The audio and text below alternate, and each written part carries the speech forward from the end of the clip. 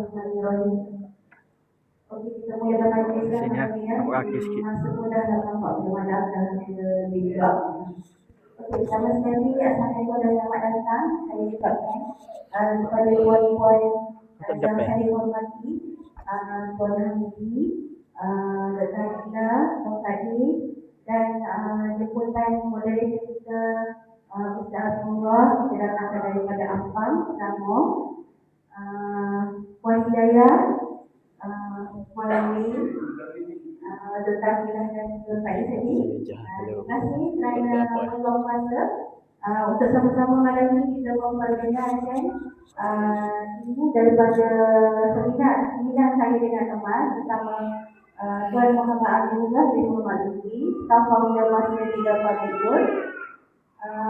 Kita akan akhir dengan bacaan Al-Fatihah dulu dan selamat datang Muhammad SAW untuk yang berada di sini. Al-Fatihah. Mana nak kata?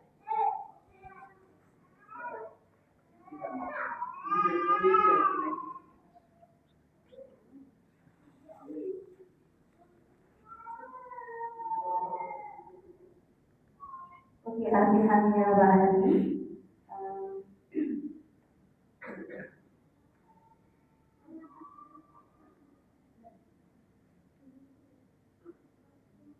pertama kali kita perkenalkan dulu moderator kita punya speaker, iaitu Tuan Muhammad Aminullah bin Muhammad Lutfi, Staf Founder Masjid Tiga Public Good. Maaf sekejap Tuan.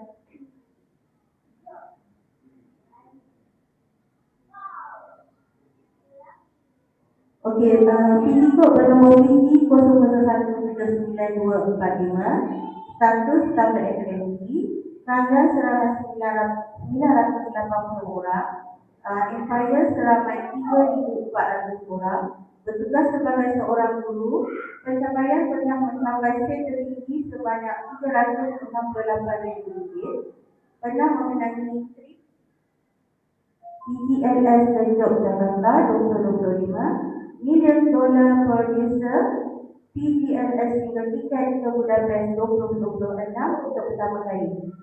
Kita menjemput Ustaz Abdullah untuk menyampaikan ucapan beliau. Assalamualaikum.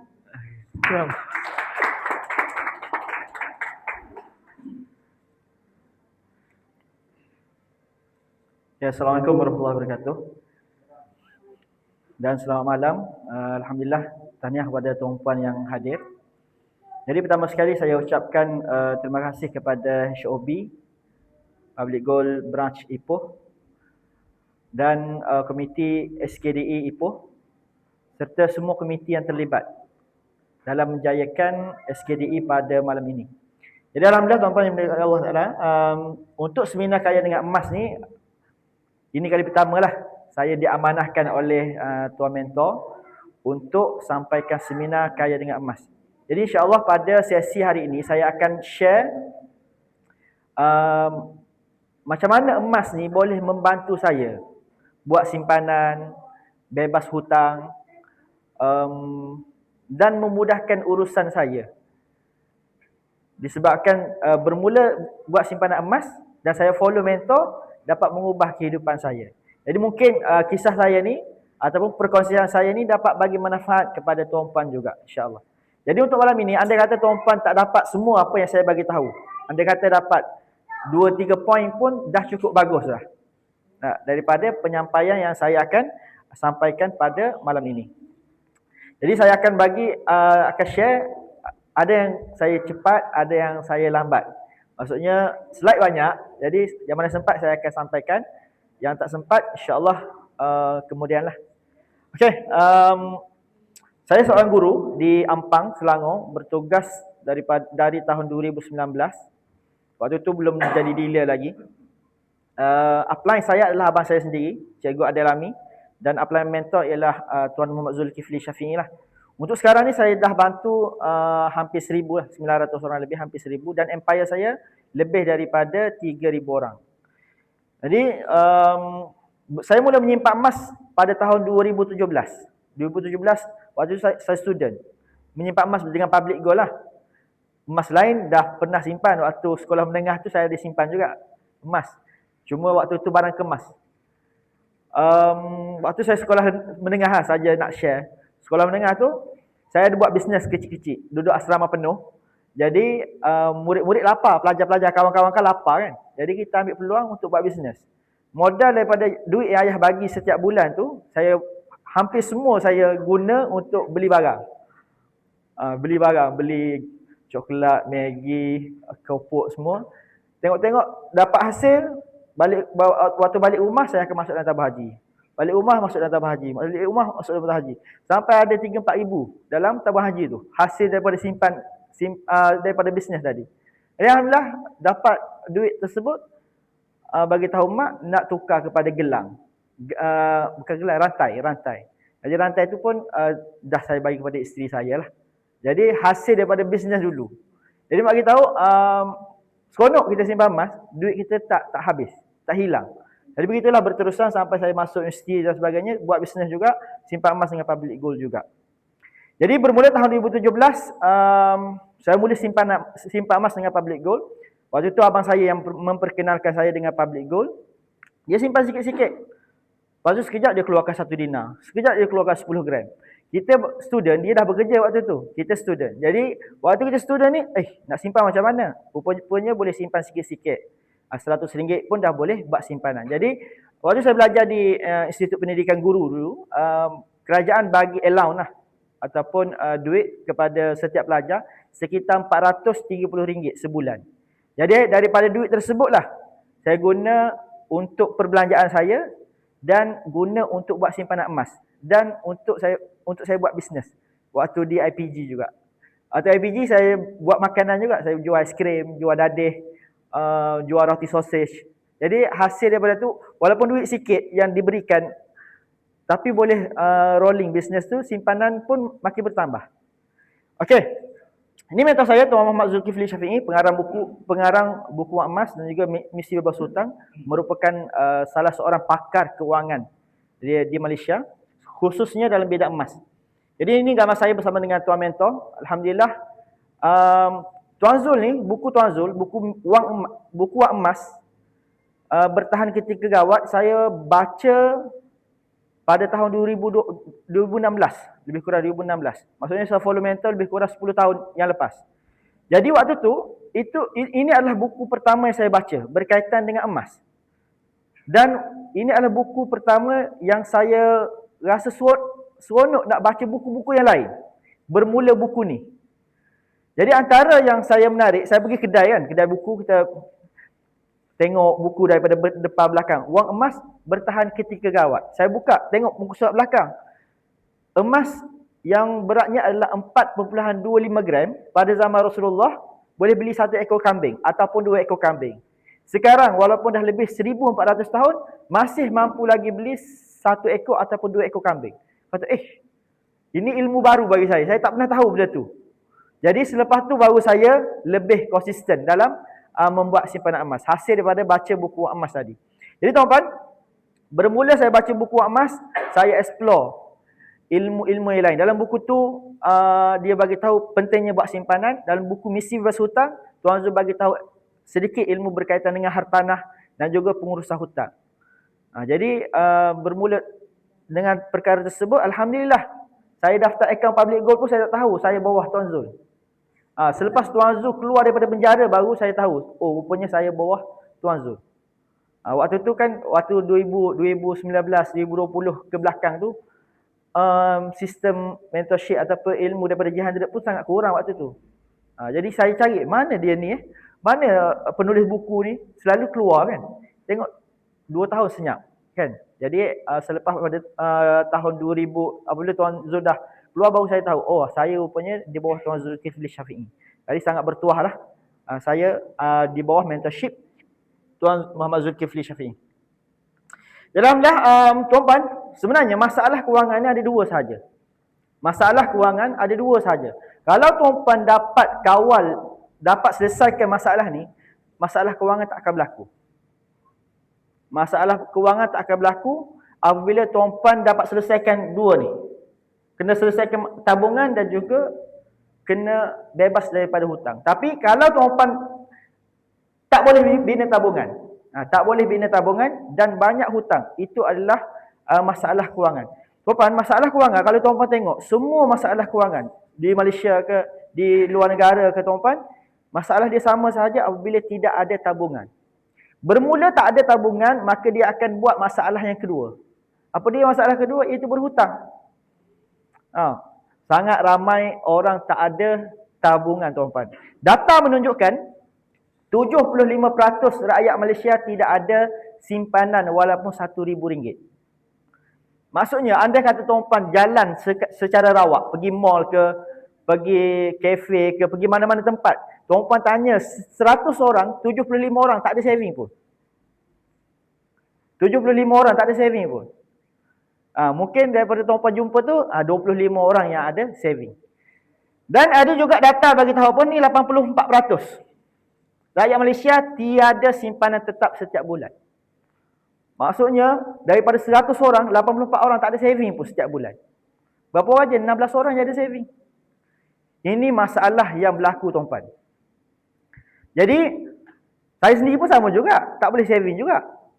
Tapi apabila kita kenal emas, simpanan kita bertambah banyak. Okey, tuan-tuan.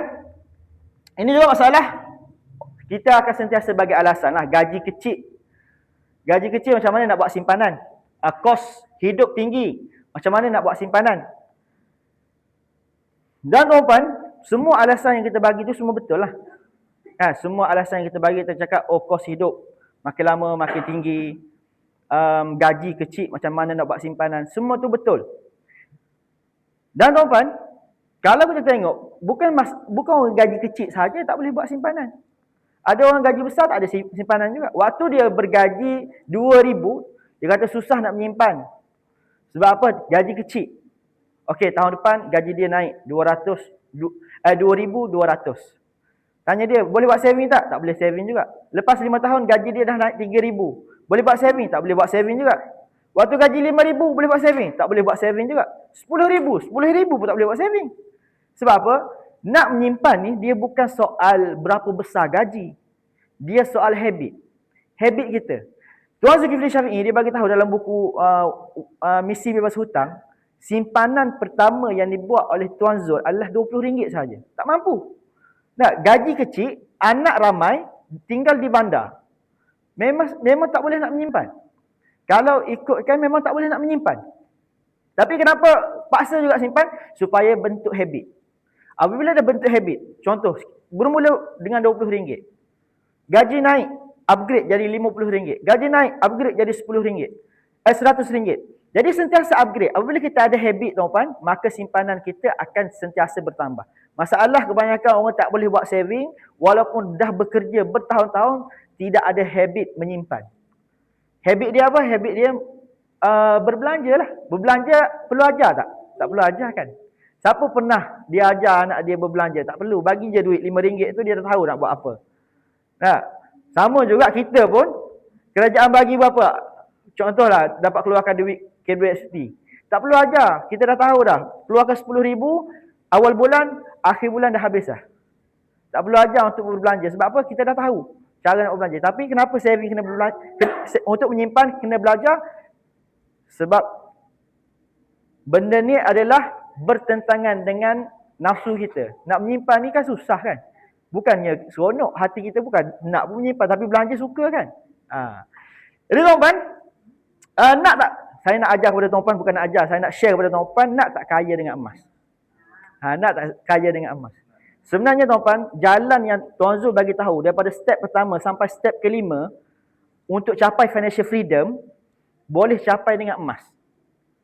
Untuk capai financial freedom, dalam buku Misi Bebas Hutang, di belakang sekali itu Tuan Zul bagi tahu.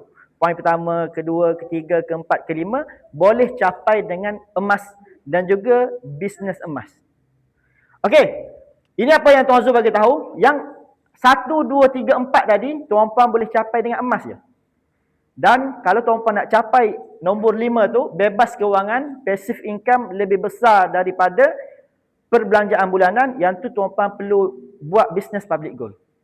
Kena buat bisnes. Tapi kalau yang 1, 2, 3, 4, yang tu tuan-tuan menyimpan emas pun boleh capai. Okey, pertama tuan-tuan, aliran tunai positif.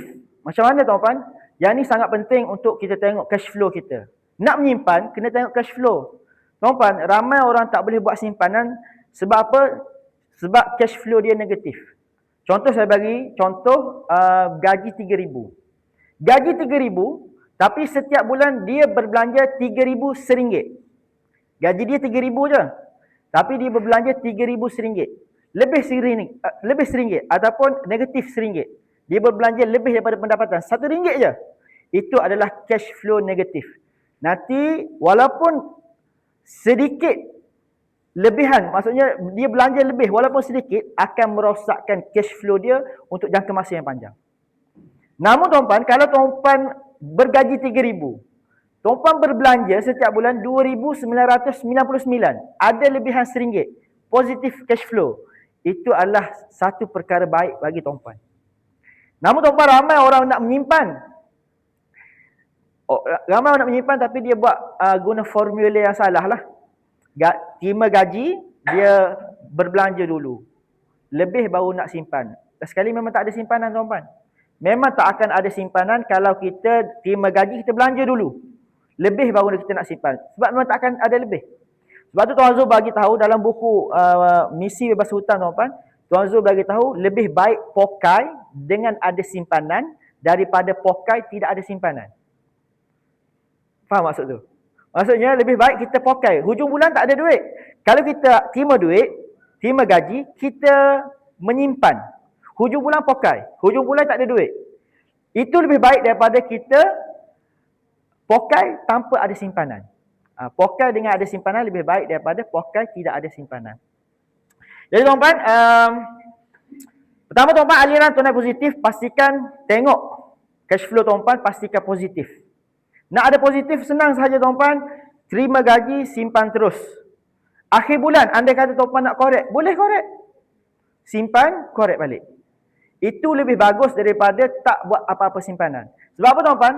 Apabila kita simpan dan kita korek, kita akan rasa apa? Kita akan rasa menyesal. Kita akan rasa, kenapalah aku korek bulan ni? Tak apa, bulan depan tak payah korek dah. Contoh tuan-tuan simpan 300. Tapi akhir bulan, tak cukup ni, nak guna lagi 200 ni. Korek 200. Guna. Okey. Bulan depan, simpan lagi 300. Oh, bulan depan nak korek 150 je. Okeylah. Tahun depan, bulan depan simpan lagi 300. Korek RM100 je. Bulan depan simpan lagi 300. Korek 50 je. Bulan depan sekali lagi simpan 300. Tak perlu korek dah. Dah pandai dah urus manage duit. Mana yang perlu dijimatkan, mana yang perlu yang perlu diutamakan. Jadi simpan, korek lebih bagus daripada tak menyimpan langsung. Sebab apa? Apabila kita korek tu, kita penuh rasa penyesalan. Tu rasa benda ni tak akan berulang dah bulan depan. Macam tu. Tapi berulang juga, tak apa. Kita simpan lagi. At least kita korek dalam keadaan rasa bersalah tadi. Tapi kalau kita tak menyimpan langsung, kita tak buat saving langsung.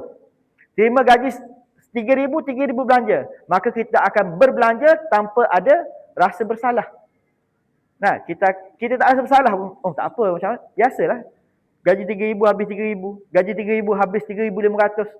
Bahaya kalau ada kad kredit. Saya pernah ada kad kredit dulu. Saya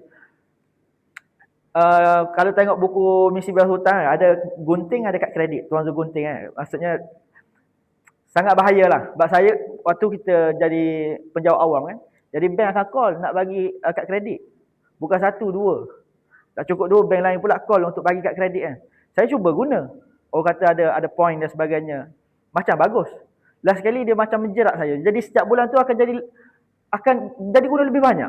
Bulan ni outstanding 500. Jadi 800 pula. Jadi 1,000 lebih. Ini susah, masalah. Last sekali saya potong, saya tak guna. Jadi untuk saya lah, untuk tuan-tuan tak tahulah macam mana, tapi untuk saya itu masalah besar bagi saya. Jadi saya buang kad kredit tu dan saya menyimpan, saya akan guna ikut gaji yang saya ada je. Tak ada duit juga nak guna, saya akan pajak sikit emas. Sebab dalam gap kan ada arahnu kan, pajak sikit. Gaji bulan depan ambil balik. Jadi kita buat tu pun berfikir panjanglah. Kita nak pajak pun perlu pajak tak? Perlu pajak tak? Perlu pajak tak? Okey, perlu betul-betul baru pajak. Tu pun pajak sikit-sikit. Tapi kalau kat kredit ada kita fikir macam tu? Tak ada. Beli kopi sana, beli sana. Senang, sangat senang berbelanja dengan kad kredit. Jadi tuan-tuan, saya fikir tak boleh. Saya pun buat kad kredit, saya fokus belanja guna duit yang mana ada. Andai kata tak cukup juga akhir bulan, boleh pajak emas tadi. Itu yang maksudnya itu yang saya gunalah. Kita tak akan berhutang. Orang yang simpan emas, sejak saya simpan emas, saya tak akan berhutang dengan orang lain. Waktu saya tak menyimpan emas, kita perlu ada masalah kewangan contoh. Bukan masalah sangat pun. Maksudnya kita perlukan duit sikit hujung bulan kan. Minta dengan adik-beradik, minta dengan mak ayah. Tak baguslah benda tu.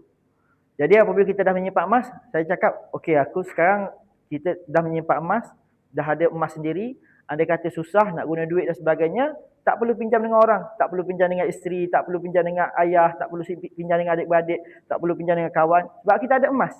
Emas tu boleh dipajak bila-bila masa sahaja dan boleh dijual bila-bila masa sahaja apabila kita perlukan. Okey tuan-tuan, ini adalah formula kekayaan. Macam mana tuan-tuan nak tengok kekayaan? Tuan-tuan, ramai orang letak kaya, orang ni kaya. Dia letak pada apa? Dia letak pada rumah. Berapa tingkat rumah dia ada, berapa banyak duit yang dia ada, berapa besar kereta yang dia ada. Jadi dia letak kekayaan tu pada perkara tersebut, pada gaji. Okey, dulu gaji 2,000, sekarang gaji 5,000. Dulu gaji 5,000, sekarang gaji 10,000. Oh, orang ni lagi kaya. Tak tuan-tuan. Kekayaan bukan diukur dari segi gaji. Kekayaan tak diukur melalui kereta. Kekayaan tak diukur melalui kemewahan yang seseorang tu ada. Tak. Tapi Tuan Zul bagi tahu kita, cara paling mudah nak tengok kita ni bertambah kaya ke tak setiap bulan, tuan-tuan tengok formula ni. Pastikan tabungan sentiasa bertambah. Tabungan sentiasa bertambah, aset sentiasa bertambah dan hutang sentiasa berkurang. Kalau tuan-tuan capai benda ni, ini maksudnya tuan-tuan menuju kepada kekayaan. Tapi kalau sebaliknya, setiap bulan simpanan tabungan makin kurang, harta tak ada, hutang bertambah banyak, itu tuan-tuan menuju ke arah kemiskinan. Walaupun nampak hebat, gah kan? Nampak gah hebat. Tapi simpanan ada tak? ASB berapa banyak ada? Tabah haji ada berapa banyak? KWSP ada berapa banyak? Emas ada berapa banyak? Tak ada contoh. Aset pun tak ada juga. Nah, bisnes tak buat, rumah sewa tak ada, tanah yang diusahakan pun tak ada. Hutang banyak. Hutang personal loan, hutang kereta, hutang rumah, hutang beli barang-barang dapur, barang-barang rumah, beli sofa baru, beli TV pun, bayar ansuran setiap bulan. Jadi, yang bertambah perkara tersebut, itu kita menuju ke arah kemiskinan. Walaupun di luar nampak gah, bila-bila masa sahaja boleh jatuh terduduk. Berlaku masalah kepada kewangan, tak boleh bekerja ataupun diberhentikan kerja, tuan-tuan berada dalam, maksudnya seseorang tu akan berada dalam masalah yang sangat besar. Apabila tidak ada simpanan, apabila tidak ada aset dan banyaknya hutang. Jadi sebab tu kita ada terima berita kan, ada berita bagi tahu seorang daripada T20 jatuh kepada B40 terus. Sebab apa? Satu lagi, punca pendapatan tu ada satu aliran saja. Punca pendapatan daripada suami. Suami dia sakit, tak boleh bekerja. Dulu gaji 20,000 terus jadi kosong. Isteri terkapai-kapai. Rumah hutang perlu jadi milik bank. Kereta hutang jadi milik bank. Bisnes tak ada. Jadi boleh jatuh bila-bila masa. Sebab tu tuan-tuan, setiap apa yang tuan-tuan buat, kena tengok formula ni. Pastikan setiap bulan. Anda kata tuan-tuan, setiap bulan pastikan bertambah sedikit. Paling kurang 10% daripada gaji. Gaji 3,000 simpan 300. Gaji 5,000 simpan 500. Setiap bulan simpanan kena bertambah. Dalam ASB kena bertambah, dalam tabah haji bertambah, dalam emas perlu bertambah. Tak kisahlah. Asalkan tuan-tuan buat simpanan. Sebab apa? Setiap instrumen kewangan ni dia ada kelebihan masing-masing. Untuk short term boleh simpan ASB tabah haji. Untuk long term simpan dalam bentuk emas, fizikal. Okey tuan-tuan, untuk harta tuan-tuan, pastikan untuk harta ni contoh apa dia? harta ni dia bagi positif cash flow kepada kita. Contoh tuan-puan ada rumah. Ada rumah tu disewakan. Tuan-puan bayar 1,000, tuan-puan sewakan 1,500. Positif 500. Itu adalah harta. Tuan-puan ada tanah. Tanah tu diusahakan. Ada kebun getah, ada kebun sawit, ataupun ada buat tanam sayur dan sebagainya. Dapat duit kepada tuan-puan. Itu adalah harta. Ataupun tuan-puan ada bisnes. Contoh bisnes yang bersistem. Macam bisnes public gold. Tuan-puan ada ke, tuan-puan tak ada ke, bisnes tu berjalan je. Tak melekat pada diri kita. Dan tak ada risiko rugi. Maka itu adalah harta bagi tuan-puan. Dan seterusnya adalah hutang tuan-puan. Hutang ni jangan ada hutang yang negatif. Ramai anak muda ataupun kebiasaan ada personal loan. Bukan satu personal loan, ada yang 2-3 personal loan. Loan kereta lagi, bukan satu loan kereta, 2-3 juga loan kereta kan. Loan rumah lagi. Jadi tuan-puan, kalau kita banyak hutang macam ni, kita rasa seronok bank offer kita hutang kan. Sebenarnya tuan-puan, hutang ni akan diberi oleh bank kepada kita apabila kita berduit saja. Kita ada kemampuan untuk bayar, waktu tu dia call kita. Tak nak buat loan ke? Ni ada personal loan. Interest kecil macam ni dia bagi tahu. Dia bagi tahu kita. Okey, nak buat berapa ribu? 50,000 boleh, 100,000 boleh, 200,000 boleh. Dia offer kepada kita. Dia offer sampai bila tuan-puan? Sampai kita miskin, sampai kita tak boleh bayar. Bank akan offer kita sehingga kita susah. Sehingga kita susah. Dah tak boleh. Sampai di SR dah, 70%. Gaji 10,000, bayar hutang 7,000. Okey dah. Orang ni tak perlu call lah. Sebab dia SR dia tinggi dah. Untuk dia bayar hutang tu dah tinggi. Tak layak dah dia untuk terima pinjaman. Okey, seterusnya tuan-tuan. Ni saya baru masuk sesi ni. Pertama tuan-tuan, siapa dan kenapa perlu simpan emas? Siapa perlu simpan emas dan kenapa golongan tersebut perlu simpan emas? Jadi tuan-tuan ada 3 golongan yang perlu buat simpanan emas. Pertama tuan-tuan, mereka yang tak boleh menabung. Tak boleh menabung.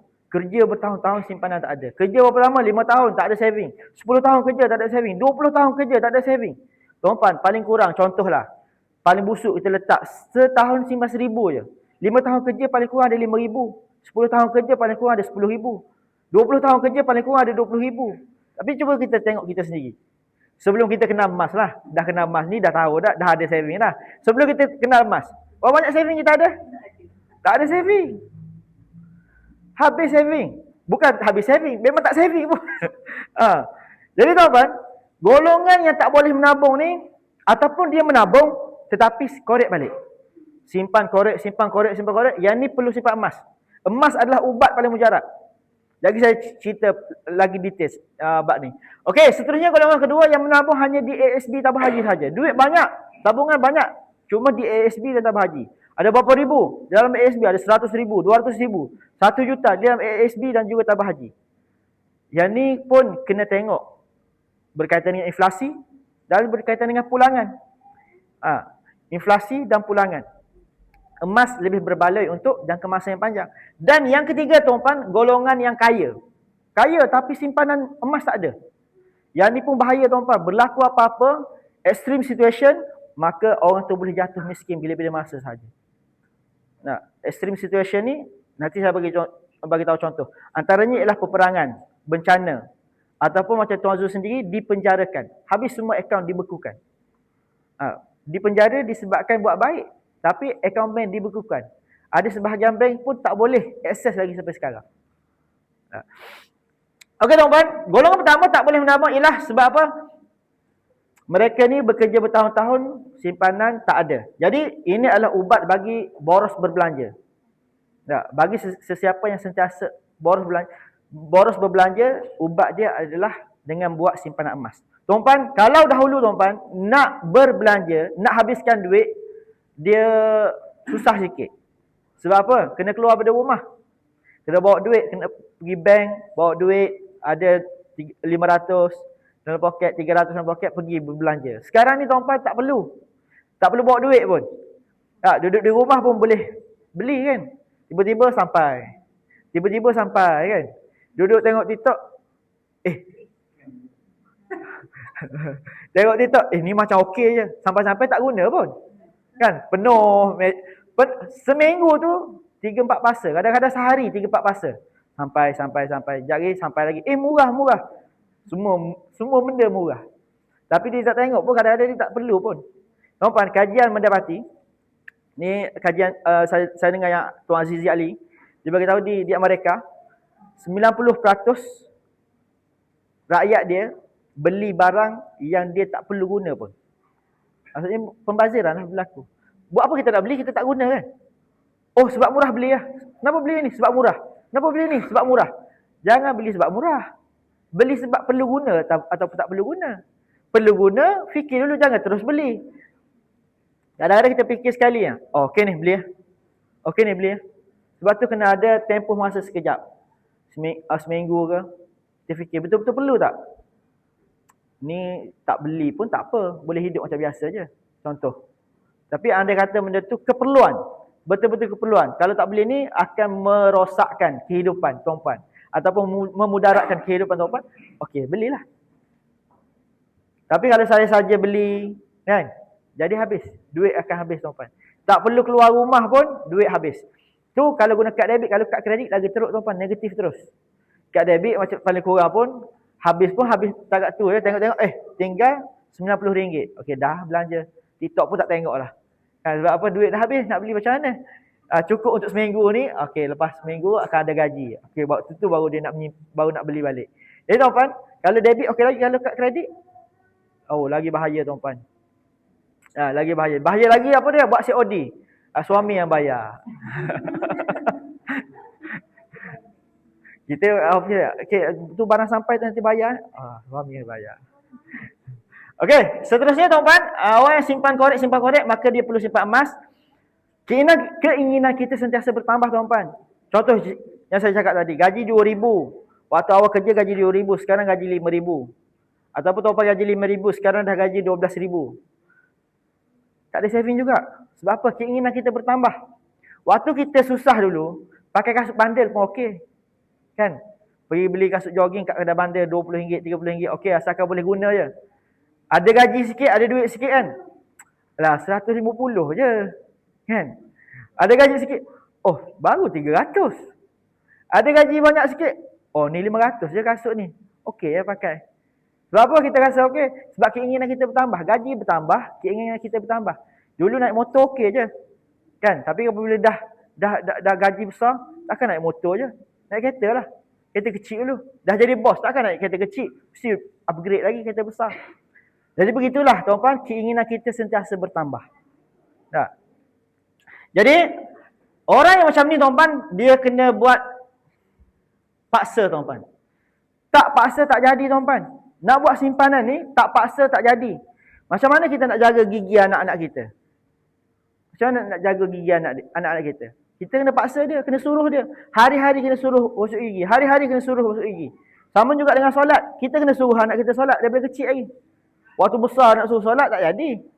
Kan? Tak lekat. Jadi kena paksa. Awal-awal kena paksa. Berapa lama paksa? Paling kurang 3 tahun paksa simpan. Paling kurang 3 tahun. Kita paksa. Nanti lepas tahun keempat tu okey lah. Cara paling bagus paksa adalah buat auto debit. Cara paling mudah untuk paksa buat simpanan adalah buat auto debit.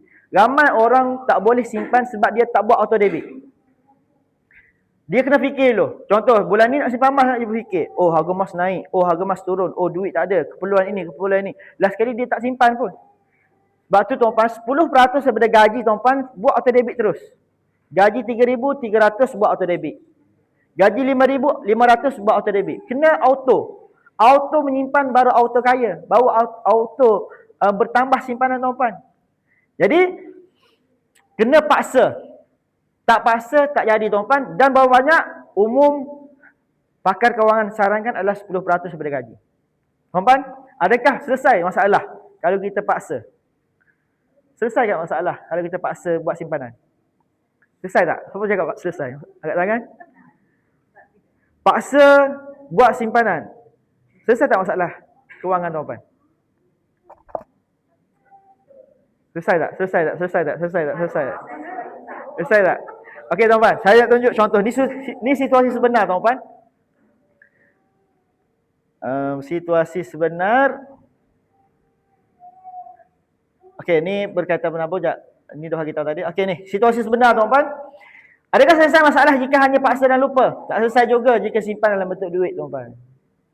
Kalau tuan-tuan simpan, paksa dah. Orang yang tak ada simpanan 1,000 tu bukan dia tak paksa. Dia paksa juga simpan. Tapi simpan, korek. Simpan, korek. Saya ada kawan saya, dia buat auto debit. Simpan dalam tabung haji. 500 setiap bulan. Selama 5 tahun. Berapa ribu dia ada? 500 darab 12, darab 5 tahun. Sepatutnya saving dia ada berapa? 30,000. Dia akan ada simpanan dia dalam tabung haji dia 30,000. Tetapi selepas 5 tahun dia cek balik akaun tabung haji dia ada 1,300. Sebab apa tuan-tuan? Korek balik. Sebab dalam bentuk duit. Nampak besar. Ada 5,000 dah guna. Ada 7,000 dah guna. Ada 10,000 dah guna. Last sekali 5 tahun buat auto debit. Dah paksa. Dah usaha untuk lupa tapi ingat juga. Sebab apa? Sebab duit. Last sekali simpanan dia ada 300 je. 1,300. Satu lagi tuan-tuan ni simpan dalam ASB. Saya sendiri buat ASB financing. Waktu saya belajar dulu saya buat 50,000 ASB financing. Bayar guna duit yang kerajaan bagi tu lah. Sebab saya baca buku Tuan Zul tu, paksa lupa. Jadi kita tak tahu nak simpan dalam bentuk emas. Kita pun tak kenal lagi public gold masa tu. Paksa lupa. Waktu tu ramai orang buat sharing berkaitan dengan ASB financing. Buat pinjaman dengan bank akan letak duit tu di ASB, cukup setahun ASB bagi dividen kepada kita setiap bulan bayar kepada bank. 3 rangkaian lah. Jadi tuan-tuan, waktu saya belajar, saya buat 50,000. Waktu saya bekerja, saya buat 200,000 ASB financing. 100,000 dengan satu bank, 100,000 dengan bank yang lain. Bayar sekitar 900. 800 lebih lah. Saya kira-kira kalau dengan dividen 10,000, kalau dengan dividen 5%, saya akan dapat 10,000. Sebab apa? 200,000 darab dengan 5% dapat 10,000. 10,000 tu pun apa berlaku tuan-tuan? Dapat dividen? Habis juga. Habis juga. Dapat dividen habis juga. Lepas tu kita kira balik yang kita simpan. Bayar 800 setiap bulan. 800 darab dengan 12 bulan, saya bayar 9,600. Nampak macam bertambah. Dapat 10,000 kan. Saya bayar 9,600. Maksudnya saya macam untung 400. Sebenarnya tuan-tuan, waktu saya surrender, saya tak nak pinjam. Saya pergi bank, saya kata saya tak nak buat pinjaman dah, saya nak berhenti buat ASB financing. Saya kena bayar balik 1,000 lebih pula. Kena bayar 1,000 lebih pula. Jadi tuan-tuan, jelas sekali tak berbaloi lah. Tak berbaloi. Okey. Seterusnya tuan-tuan, okey, jadi tuan-tuan kena tukar kaedah simpan. Bukan kaedah simpan. Kaedah simpan dah betul, paksa dan lupa. Tuan-tuan kena tukar instrumen simpanan tadi. Daripada ASB ataupun tabung haji, tuan-tuan kena tukar ke dalam bentuk emas. Sebab apa tuan-tuan? Emas ni tuan-tuan akan rasa apa? Tuan-tuan akan rasa sayang untuk belanja. Kalau tuan-tuan pajak ke, tuan-tuan akan usaha untuk dapatkan balik. Kalau tuan-tuan jual pun, tuan-tuan akan target lagi. 10 gram dulu dah jual ni. Nak dapat lagi 10 gram yang lain. Sebab apa? Sebab emas kita sayang. Kita sayang untuk belanja. Jadi sebab tu tuan-tuan, ramai orang yang simpan 1 bulan 1 gram. Selepas 12 bulan simpanan dia bukan 12 gram. Dia akan jadi 15 gram, dia jadi 20 gram. Lebih banyak daripada simpanan yang dia target tadi. Tapi kalau orang simpan 500 setiap bulan, selepas 10 bulan ada tak 5,000? 500 setiap bulan, selepas 10 bulan ada 5,000? Tak ada. Confirm tak ada lah digunakan. Okey. Seterusnya tuan-tuan, golongan kedua ialah golongan yang menabung hanya di ASB dan tabung haji sahaja tuan-tuan. Okey. Kalau kita tengok di duit ni dia ada inflasi. Duit ni ada inflasi. Tuan-tuan, betul tak saya bagi tahu roti gardenia akan datang akan lagi mahal? Betul tak? Makanan di kedai-kedai makin lama makin mahal, betul? Kari pap makin lama makin mahal, betul? Nasi lemak makin lama makin mahal, betul? Sentiasa akan mahal tuan-tuan. Jadi mahal, inflasi ni apa tuan-tuan? Kita nak dapatkan benda yang sama dengan harga yang berbeza. Kalau dahulu nasi lemak RM1, sekarang dah RM2.50. Portion yang sama, tapi harga barang tu dah naik. Nak dapat barang yang sama dengan harga yang berbeza, itu adalah inflasi tuan-tuan. Kita perlu tambah duit kita untuk dapat barang yang sama. Jadi tuan-tuan, sama juga kalau kita simpan dalam ASB, ada RM100,000, daripada RM100,000 dapat RM120,000. Tuan-tuan dapat bertambah banyak, tapi kuasa beli duit tersebut makin berkurangan sebenarnya. Kuasa beli duit tu makin berkurangan. Okey tuan-tuan, ini ASB dan juga tabah haji. Kalau tuan-tuan simpan di dalam ASB selama 20 tahun, ni data tahun yang sebelum ni lah, daripada tahun 2002 sampai 2022. Maksudnya data 20 tahun. Kalau tuan-tuan konsisten simpan dalam ASB, ASB ni dibagi pulangan selama 20 tahun konsisten 6.86%. Untuk tabah haji, dia bagi sekitar 4.46%. Dan emas bagi 10% ke atas setiap tahun. Okey, saya nak tanya tuan-tuan. Tuan-tuan nak keuntungan yang banyak ke sedikit? Banyak. Yang mana yang banyak? Emas kan? Okey, jadi tuan-tuan simpan boleh dalam ASB. Tabah haji untuk short term punya keperluan. Contoh, dana kecemasan. Simpan dalam ASB, tabah haji. Kalau tabah haji tuan-tuan link dengan account bank, jangan simpan kat situ lah. Nanti korek juga. Simpan dalam ASB bagus. Jadi ASB kan kita nak keluarkan susah sikit. Kena pergi kaunter, kena isi borang dan sebagainya bagi tahu. Jadi baru kita boleh dapatkan duit. Tapi kalau kita simpan, kalau kita link tabah haji dengan link account bank, habis juga tuan-tuan. Jadi macam kawan saya tadi, 30,000, selepas 5 tahun, ada 1,300 je. Sebab apa? Dah link dengan bank. Jadi kita akan guna. Okey tuan-tuan, ini yang tahun lepas tuan-tuan. Data tahun lepas, emas naik 50%. Emas naik 50%. Awal bulan dengan harga tertinggi, naik 50%. Sangat berbaloi dibandingkan dengan ASB dan juga tabung haji. Sebab tu tuan-tuan, untuk short term simpan sahaja dalam ASB tabung haji, bagus. Dibagi dividen juga. Kan daripada simpan dalam bank biasa ataupun letak bawah bantal kat rumah kita kan. Letak bawah bantal rumah kita, dimakan anak-anak, digunting oleh anak-anak. Rosak duit tu. Tapi kalau kita simpan dalam bank biasa tak dapat manfaat apa-apa, inflasi lagi kena. Simpanlah dalam ASB tabung haji untuk short term. Tapi untuk long term, tuan-tuan nak guna untuk pergi umrah, pergi haji dan sebagainya, simpanlah dalam bentuk emas. Lebih berbaloi daripada tuan-tuan simpan dalam ASB dan juga tabah haji. Berapa banyak tuan-tuan nak simpan ASB tabah haji? Tuan Zul bagi tahu, simpan 3 bulan hingga 6 bulan pendapatan saja. Tuan Zul sarankan 6, Tuan Zul sarankan 3. Tuan Azizi Ali sarankan 6 bulan. Tuan Zul dulu dalam buku dia bagi tahu, saya dulu simpan 6 bulan pendapatan dalam ASB tabah haji. Dan 6 bulan lagi dalam bentuk emas. Dan sekali tengok inflasi berlaku sangat banyak, sangat turut, inflasi sangat teruk. Jadi Tuan Zul hadkan 3 bulan sahaja dalam ASB tabah haji. Maksudnya gaji 5,000, 15,000 sahaja ada dalam ASB tabah haji. Selebihnya dalam bentuk emas. Tuan boleh baca dalam buku Tuan Zul sendiri dan juga dalam blog Tuan Zul berkaitan dengan ASB tabah haji. Berapa banyak simpan dalam ASB tabah haji. Tuan Zul cakap 3 bulan je. Yang lain simpan emas semua. Sebab apa tuan-tuan? Sebab emas pun duit. Nak guna duit bila-bila, boleh jual, boleh pajak. Okey tuan-tuan, ini apa yang Azizi Ali bagi tahu. Dulu pilih ubi, sekarang pilih beras. Dulu pilih ASB, sekarang pilih emas. Ni pantung. Dia bagi tahu apa? Simpan 3 hingga 6 bulan pendapatan sahaja dalam ASB. Ni saranan pakar kewangan tuan-tuan. Okey, seterusnya ni nilai emas 1 dinar 1 ekor kambing. Sampai sekarang tuan-tuan, 1 dinar 1 ekor kambing. Kata, ada je kambing yang 500. Memanglah ada yang 500. Cuma kita ambil yang standard sikit lah. Tahun lepas, kalau di surau saya, 1 ekor kambing untuk korban 1,700. Okey, sekarang harga dinar sekitar 3,000, betul? Sekitar 3,000. Dapat tak 2 ekor kambing? Dapat. Tapi emas ni tuan-tuan, satu lagi ilmu tuan Zul bagi, emas ni tak membuatkan kita kaya. Cuma dia mengekalkan kekayaan kita. Mengekalkan kekayaan kita. Kalau dulu boleh beli 1 ekor ataupun 2 ekor, sekarang pun boleh beli 1 ekor ataupun 2 ekor kambing.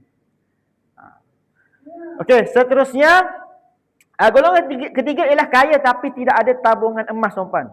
Tuan-tuan, apa yang diberitahu oleh Encik Tuan Syukur Hashim, semua aset sama ada dalam bentuk tanah, rumah, saham ataupun duit tuan-tuan boleh jatuh kosong apabila berlaku extreme situation seperti peperangan dan juga bencana. Berlaku peperangan Vietnam Amerika, semua aset tak ada nilai. Di Jepun tuan-tuan berlaku bencana nuklear punya radiation tu, 10 km daripada berlaku radiation tu dia kena kosongkan. Tanah yang bernilai berjuta-juta pun tak ada nilai. Dan tuan-tuan berlaku juga satu lagi adalah mentor Tuan Zulkifli Syafiee dipenjarakan. Semua akaun bank dibekukan tuan-tuan. Ada 5 akaun dibekukan. Akaun Gap Tuan Zul pun dibekukan. Tapi Tuan Zul ni dia ada apa? Dia ada simpan emas fizikal. Jadi emas fizikal itulah digunakan oleh isteri dia untuk menyara anak-anak. Walaupun Tuan Zul berada dalam penjara 2 tahun, kereta tak ditarik, rumah tak ditarik, keperluan anak semua cukup. Malah isteri dia dapat lagi belanja kepada keluarga-keluarga yang lain. Sebab apa? Sebab ada emas. Lepas tu emas tuan-tuan, yang bagusnya adalah kita keluarkan emas fizikal. Emas fizikal ni adalah sempurna hak milik kita lah. Okey, seterusnya sejarah 1 kilogram emas tuan-tuan. Ini. Kalau dahulu tuan-tuan tahun 2000, 26 tahun dahulu, tahun 2000 hanya RM35,000 sahaja untuk 1 kilogram. Sekarang berapa harga emas? 600,000 lebih kan? Hampir 700,000. Itu kenaikan harga emas tuan-tuan. Ni saya ada buat kira-kira tuan-tuan. Jutawan tahun 2000 dengan jutawan tahun 2026. Satu orang ada 1 juta kan? Pada tahun 2000. Satu orang, contoh Ali, nama dia Ali, dia simpan dalam bentuk duit sahaja. Abu dengan 1 juta yang dia ada pada tahun 2000 tu, dia beli emas. Maka dia dapat 28.57 kg emas. Selepas 26 tahun tuan-tuan, nilai duit ni kalau dia letak dalam ASB dapat 3.56 juta. Dengan 5% punya dividen lah. Tapi dalam bentuk emas tuan-tuan dah jadi 19.150.271 ringgit. Nampak? Berapa banyak kenaikan, berapa banyak keuntungan. Sebab tu tuan-tuan, walaupun kita rasa ASB dah untung, tabung haji dah untung, tapi emas lagi untung. Yang tu 300%, yang tu 1,900%. Maksudnya berkali ganda lah. Yang ni naik 3 kali ganda, yang tu naik 19 kali ganda. Simpanan yang sama tapi bentuk yang lain. Yang ni bentuk duit, yang tu dalam bentuk emas. Okay, testimoni tuan-tuan. Yang ni berapa minit lagi? 3 minit lagi. Yang ni lagi panjang sebenarnya testimoni ni. Jadi kebanyakan testimoni saya guna diri saya sendirilah. Pertama tuan-tuan, saya kahwin, saya bagi hantaran menggunakan emas 7 dinar. Waktu tu 7 dinar 8,000 je. Sekarang 7 dinar 20,000 tuan-tuan. Kalau sekarang awak buat nak kahwin, orang biasa-biasa, orang kampung macam biasa-biasa, hantaran berapa? 20,000. Terkejut orang. Tapi waktu tu baru 4 tahun lepas.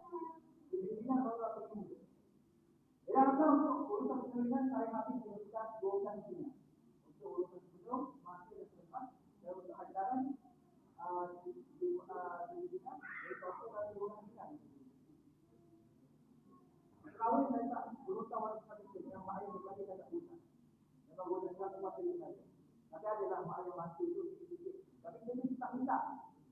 Okey, yang ni ada yang sponsor lagi yang nak sponsor. Jadi yang lain semua kita dia.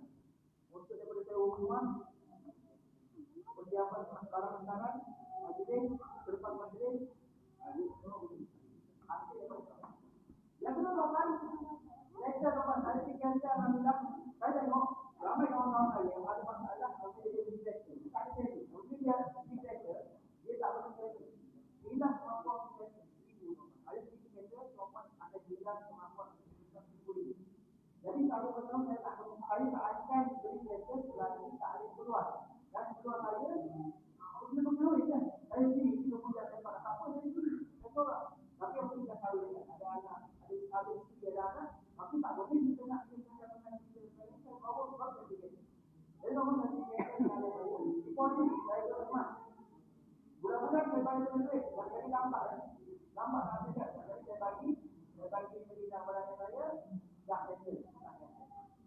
Kemudian tak sampai setahun, settle untuk jadi tu. Okey, sebenarnya jadi saya beli rumah, dia tahu rumah 40,000. Anda dapur dan hak saya boleh beli kerja, apa saya kajak dan juga buat saya bayar bukan pun lepas. Kata dia, saya nak bagi duit dapat lagi gaji bulan depan. Saya ada emas 10 gram, bagi 10 gram. Saya pasti bayar sampai 10 gram. Boleh tak bagi 10 gram? Boleh. Kata hutang, kalau aku bayar uang juga. Maka yang berubah tu, dah jual ke peminat dan ke 10 gram. Yang lain dari duit saya. Jadi sopan, saya kalau sopan ada 10 gram, dan boleh beli 4 pasangan. Dan beli apa? Jadi saya, di Medina pun orang. Yang tu tak cukup untuk package dan juga sebulan untuk sopan gaji rumah di kampung untuk mak ayah jaga dan untuk sopan saja. Di Medina satu orang tak cukup. Jadi 2 orang 10 gram. Maka nampak ni saya pergi ke Mekah, saya cuba baca. Jadi saya tak bawa nama cash. Saya tengok intinya dia panggil jualan. Bawa di tempat. Cuba jualan saja. Jadi boleh ditolak kalau kamu tidak boleh gunakan. Bandingkan harga tahun itu di Malaysia. Okey, seterusnya ini untuk saya akan Alhamdulillah saya baru sampai bulan Ramadan ini. Saya memang juga kita akan saya apa dia ada tempus bulan dia kata harus kita akan saya dalam saya balik mak Medina untuk tapi untuk hal ini saya mungkin jadi kita nak ya untuk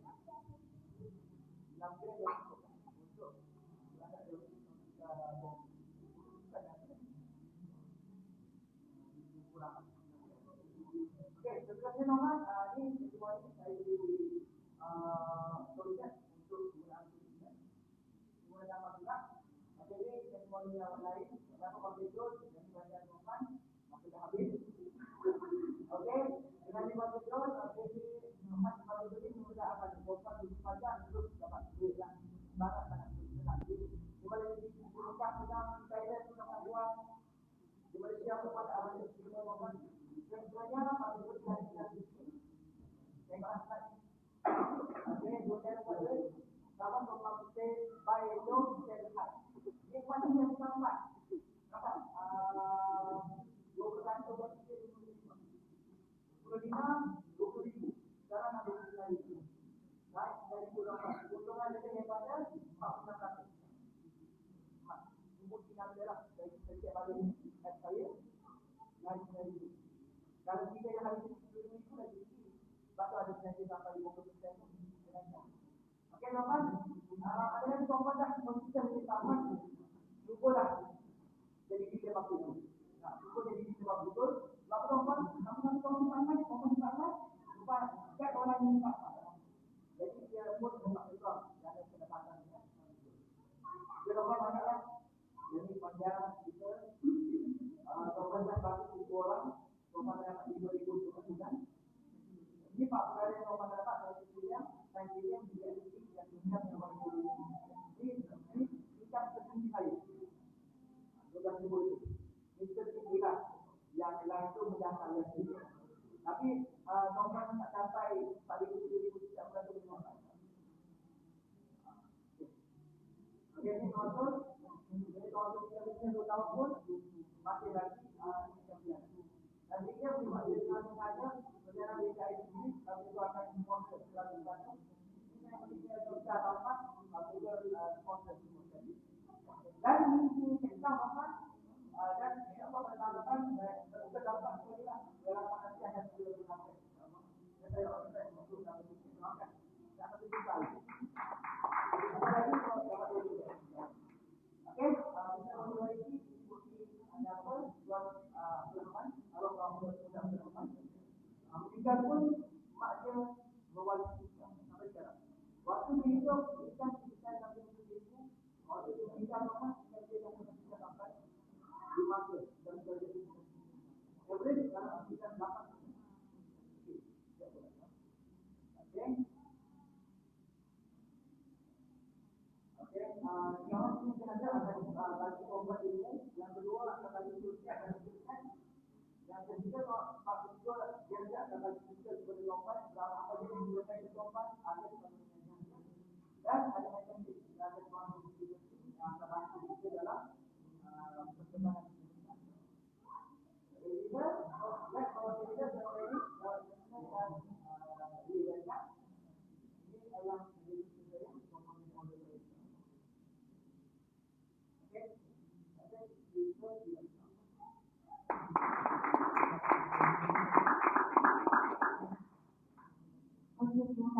dalam keluarga kita.